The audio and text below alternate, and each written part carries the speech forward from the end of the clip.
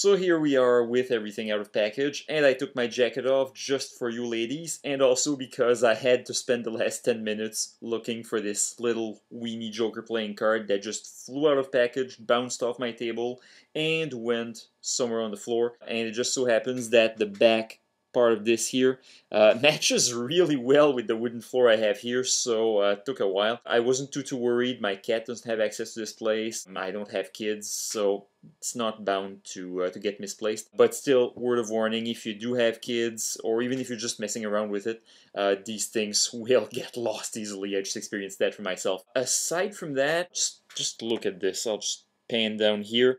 Marvelous. I just posed him like so. You can get a lot of poses out of this guy. So let's talk about articulation first, actually. So the joints at the elbow, there seems to be a swivel joint for the most part right here. So double swivel, if you will. You can get some pretty good range of motion. Only thing I'm noticing here, this arm is quite a bit loose. Not loose enough to prevent from having some nice poses, but still pretty loose from what I expect of a new figure. At the elbow, we actually have some ratcheting joints. I don't know if you can hear them, but we have it here. This will get you some pretty solid poses. You can rotate and you can adjust also with that ratcheting joint. You have the hand here. The hand itself is on a rotating joint, as you can see here. It's also linked on, it looks like sort of a ball joint. Yeah, it's an almost ball joint. It mostly swivels, but it does give it some pretty good range of motion. Same goes here for the other arm, of course. This shoulder here seems to be a bit less loose. It's his left shoulder, really, that's the problem. The right shoulder isn't nearly as loose. In the legs, we have ratcheting joints again here at the thigh. You have this pretty nicely sculpted gold chain for his pocket watch or knife. He doesn't carry a pocket watch, it's clearly a knife. And the material here for the crotch of his pants is actually made of a softer rubber, so you can still get a pretty good range of motion. It doesn't affect all that much, so it can go sideways. As you can see here, you want to have the Joker do a neat side kick there, want him to be a martial artist, you can actually do that. Same goes also for the other side, so you can go front or side. The knee also has some pretty nice ratcheting joints. You have a double ratcheting joints, actually, as you can see here. Actually a pretty good range of motion. I'll just pinch myself on him. He's evil! But you do have a pretty good range of articulation for the knee. The feet also do suffer a bit. You see here the way this pant leg is sculpted. It's sculpted to allow some freedom, but it's not as soft as the crotch or the coat, for instance. So you don't get nearly as much range, but it's still pretty good. Good enough, at least, to allow for most poses you would want the Joker to have. Now, the coat itself, very interesting design. I was looking at it from the first few pictures I've seen last year. This has been on my radar for a while, actually, but I was kind of surprised at that design. It looks almost as if he's got two coats. You have this part here at the bottom that's separate, and you have the top part of the coat and this flap here. That's kind of a separate piece. So I was wondering if maybe they were going for having his bank robber look, maybe just tear off the lower part there, or not tear it off, but just take it off. You don't want to tear anything off this figure, but just take it off and maybe have the bank robber look to go with the alternate head right here. Speaking of heads, there is a double ball joint right here, which you don't get to enjoy all that much because that joint is really stiff. You just pop the head on it, and you have the actual neck, which is on a separate ball joint, which is basically what you'll use for the most part for your articulation. But as previously discussed, you do have the extra heads. You can just go on there, yeah. So it can be a bit tricky to get them on first time. Alright, so it did take some pressure, but we have him. That kind of looks a bit goofy, actually, especially on camera. On camera, it looks extremely huge, larger than it actually is. In the face, it actually looks pretty good, but looks a bit funky on camera. The detail is actually, oh, there it came off. Even he's telling me the mask is ridiculous. Take it off me. But it's actually a rather nice piece. I was kind of disappointed to see that you don't actually have sculpted eyes, or colored eyes, I should say, under the mask. So you only have these shiny black slits. They do reflect light, so it does sort of look as if there's eyes in there, which is why I thought the eyes would actually be sculpted and appropriately colored. But still, very, very nice piece. You do have the hair at the back, sculpted green hair of the Joker, so you can try and put that there. It's not very secure on the ball joint as it is, but it does still stay nicely enough to allow for it to be posed. This was the default head, obviously, and there's also the messy look, which personally I kind of prefer. He looks more evil to me with that kind of makeup. Looks messier, looks meaner, so there is that. So let's see here. There we have it. So messy look Joker, very, very awesome head. If you look at it from way up close, let's get this all the way up to the camera. Oh yeah. Oh yeah, that looks menacing. I don't know how well this comes across. I'm terribly sorry for my shitty ass camera. Yeah, I swear now. It's alright. If you like this Joker, you're old enough to hear some swearing here and there. But yeah, my very, very crappy camera is not doing this guy justice at all, I'm afraid. But the detail on this is phenomenal. So you have basically the scars here.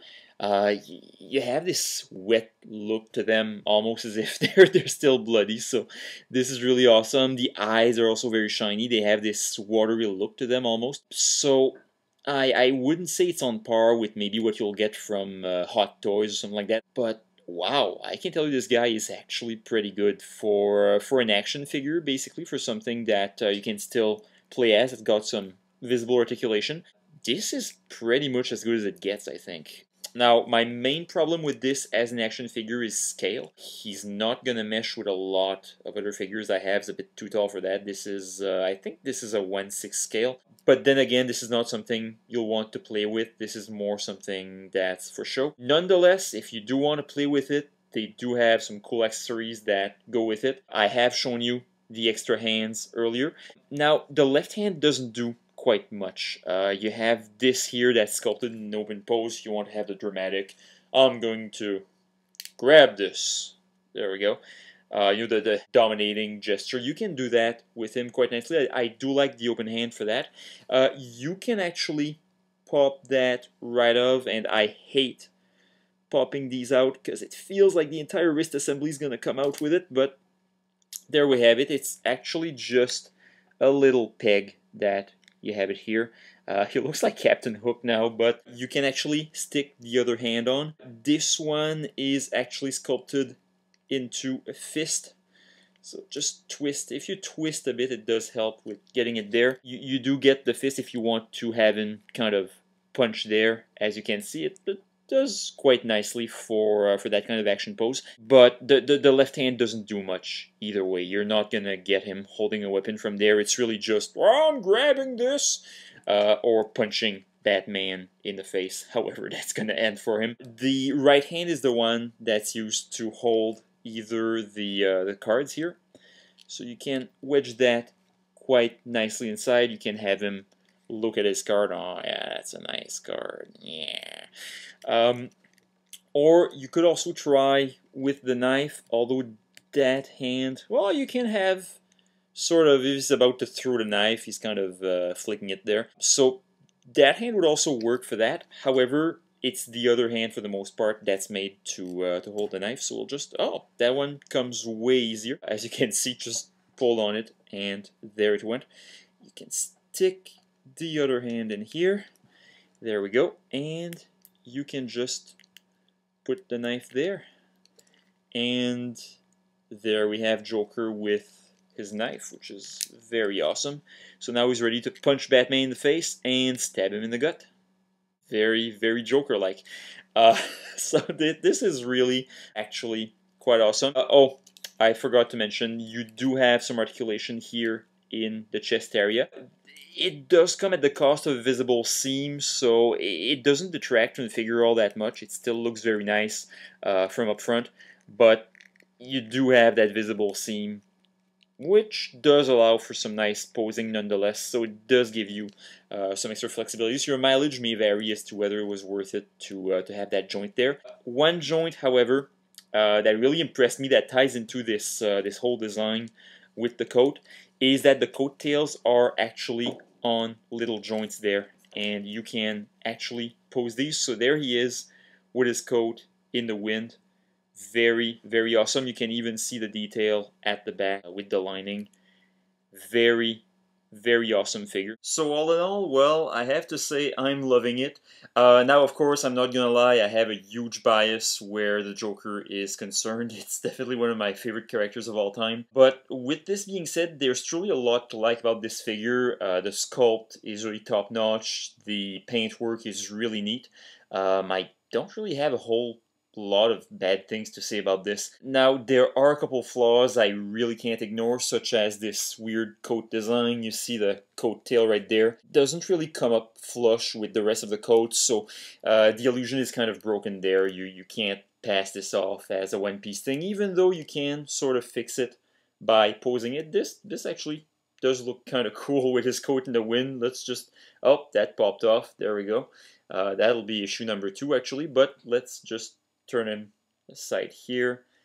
There we go, just with the head sideways. That looks pretty badass, actually. But speaking of the head, that's another thing that kind of bugs me. This one is super loose now for some reason. It used to be that you could just pop it on and off. So that's the original head, the one he was packaged with. So this one has been broken in, I guess, so to speak. So it's a bit looser than the other ones as compared to the... Get this in camera. 2 Jokers, there we go. So basically, if you look at the messy head, this one is a bit tighter.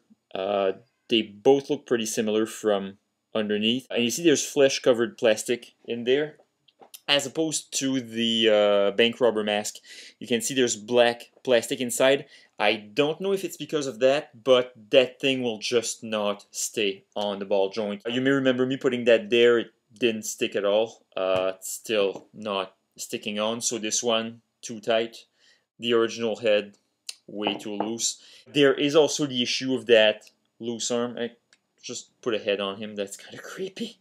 So there's the issue, of course, of the loose arm.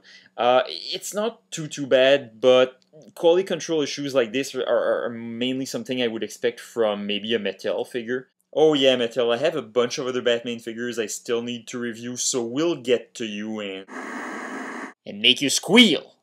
I know the squealers when I see them. And so in light of all this, does this figure make the cut or not?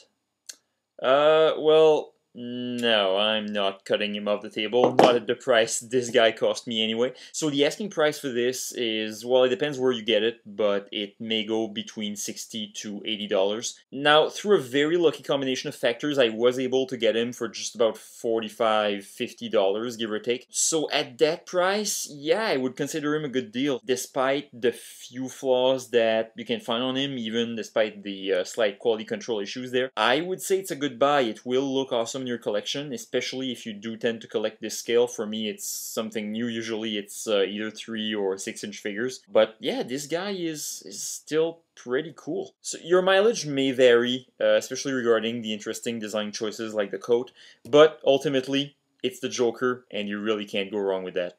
So this is it for this very long review that was all over the place. I apologize for that, but I'm really that excited about the figure. So thanks for watching, and see you next time for more reviews that will put a smile on that face.